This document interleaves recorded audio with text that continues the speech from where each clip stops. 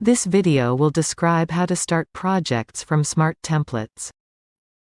To add a new project, go to the top of the dashboard, select the plus button to the right of the Word projects. To view the templates that are available to add to your list, click the More Templates button. Scroll the list of templates on the right. It contains all the public templates, and the private templates that have been shared with you. Click the I button for a brief description of the template.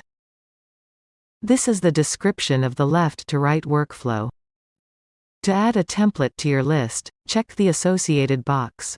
Removing the check will remove the template from your list. Click Done. Go back to close the list on the right. Select a template for starting a project. You will be prompted to enter project overview information.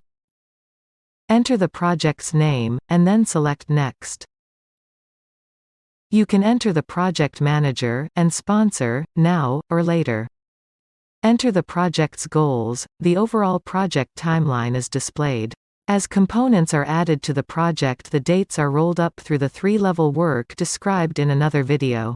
When you select Done, the project's main page displaying the project's scope will open. Thanks for watching. Check out our other videos.